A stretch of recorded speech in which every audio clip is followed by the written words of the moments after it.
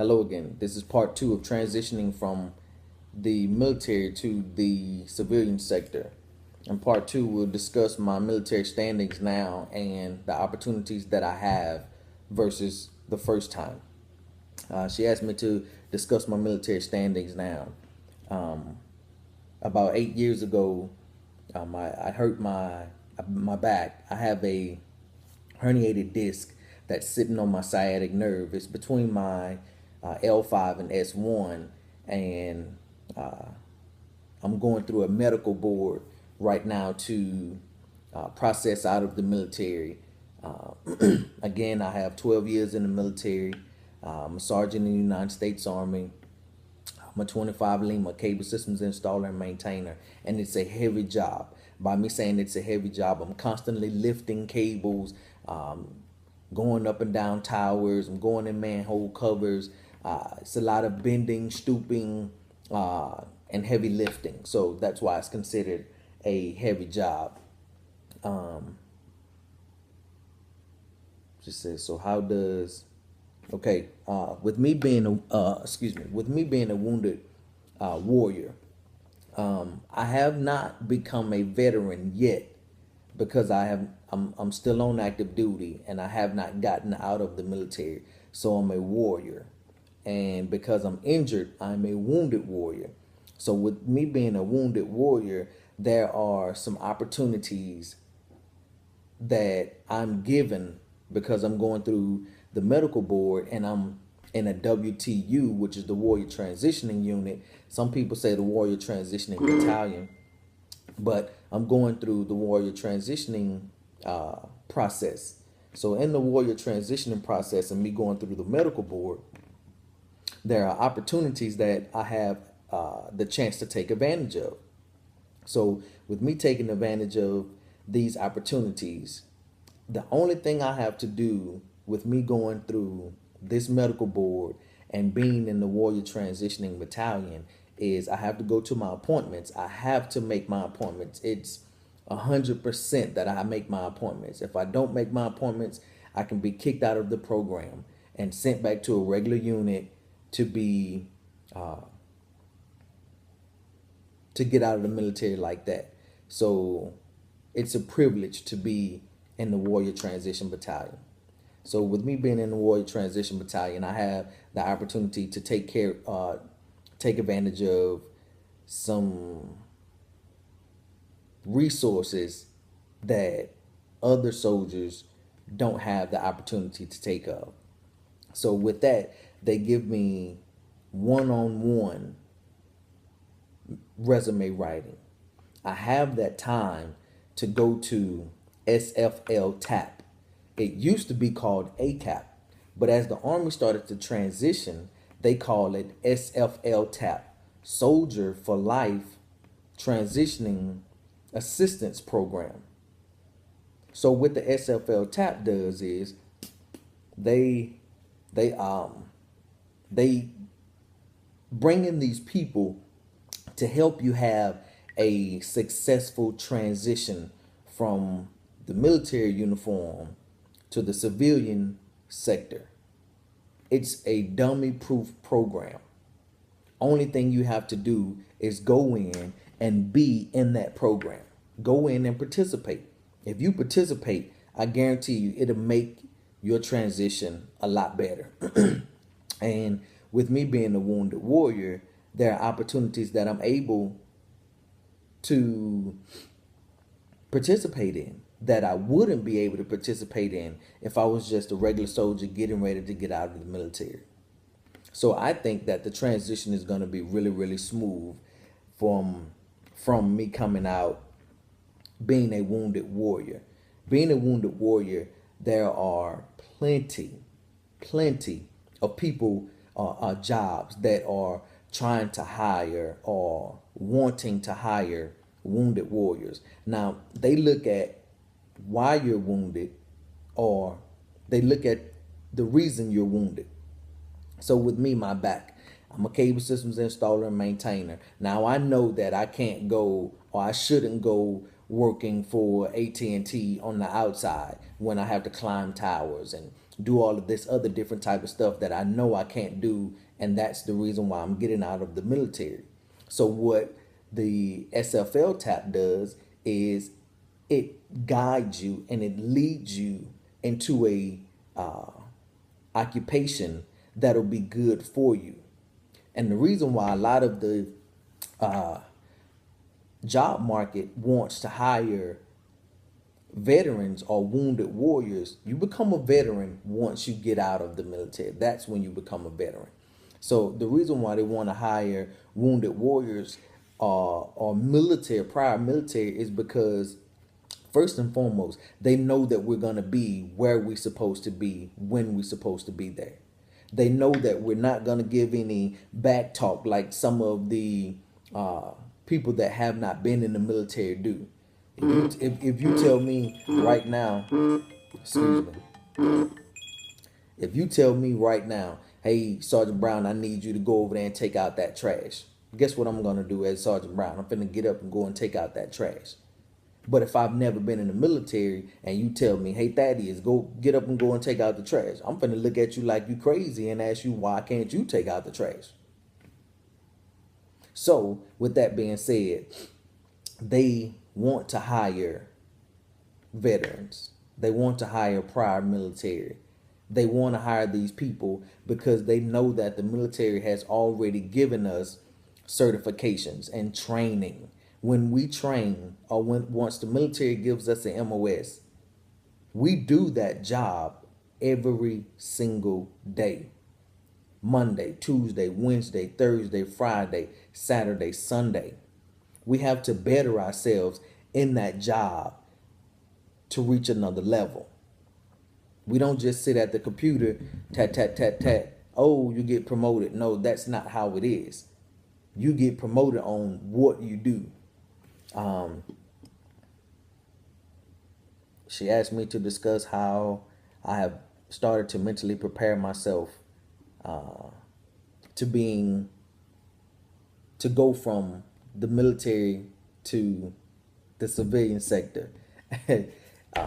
What I'm doing is, the people in the SFL tap, they're not military, they're civilian. So a civilian is called by first name. What happens with the military is, on the enlisted side, we're trained to call each other by rank and last name. So me, they will call me Sergeant Brown. If I was talking to someone on the same level as me, I wouldn't call them by their first name. I would call them Sergeant such and such, Sergeant Watermelon, Sergeant Peanut Butter, you know. So what I'm doing to transition myself to go to the military sector, from the military sector to the civilian sector, is I'm doing not a total brain dump, but I'm dumping some of the military terms, some of the things that the military has instilled in me in 12 years, like calling people by their first name. Mr. Such and such, Tony.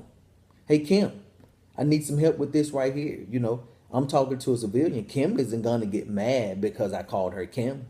I'm a grown man. She's a grown woman. But what they do is they call you sergeant whatever, or specialist whatever, and lieutenant whatever. So I've started telling them, hey, my name is Thaddeus. I'm in the process of getting out of the military. So I would like for you to talk to me like I'm a civilian. That's one of the ways that I'm preparing myself. Now, I can't speak for others, but with me being in this program in the WTU, I'm able to call people by their first name, because a lot of 85% of the people in the WTU that work for the WTU are civilian.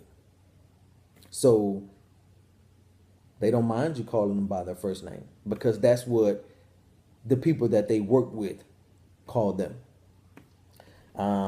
The wrap-up question, she said, if I could contribute to the program that prepares soldiers for a civilian world, what would I add? If I could contribute, A major thing that I will contribute is when we start to go to these programs, allow us to be in civilian attire. When we're going to prepare our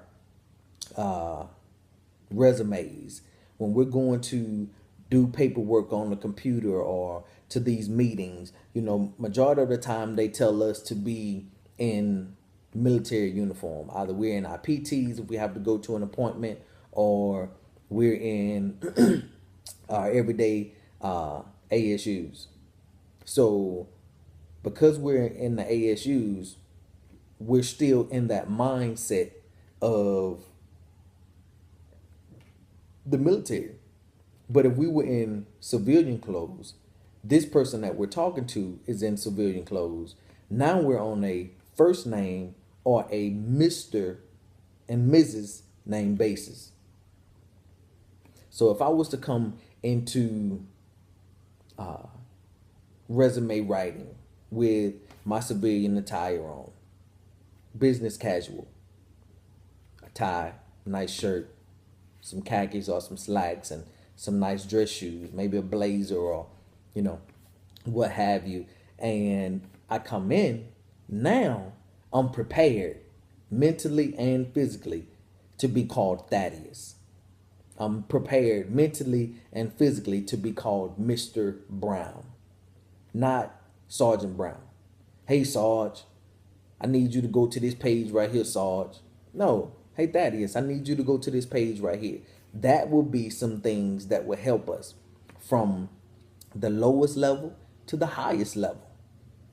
By me saying that, I'm saying from an E1 to a full bird colonel or a 4-star general.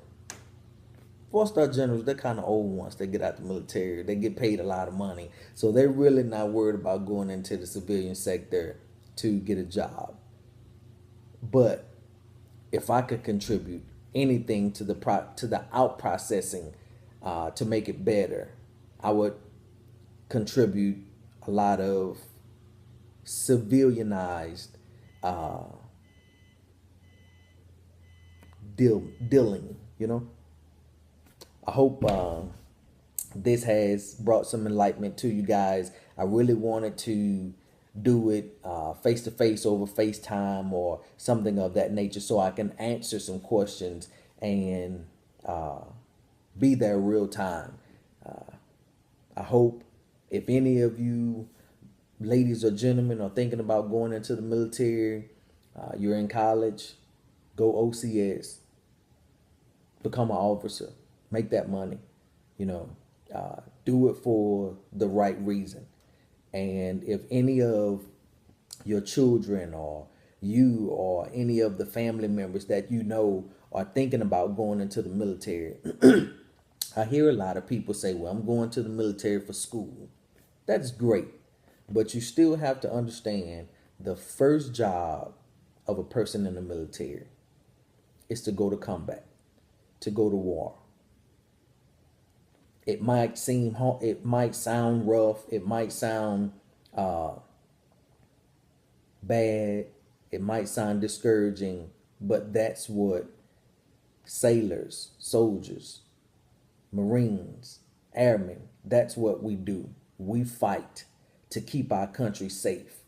If you've never been in the military and you meet somebody that's in the military, don't look at them, don't look down on them. They are a part of the reason why you have freedom to go to the store, why you have freedom to go to an ATM. Because if you think about some of these other countries that the United States is at combat with, at war with, they don't have the opportunities that we have. Because our military, our men and our women, we put our lives on the line every single day to make sure that our family members, our friends, our loved ones, that they have the opportunity to really understand and say that I live in the land of the free and the home of the brave. I'm Sergeant Brown, soon to be Mr. Brown. signing out.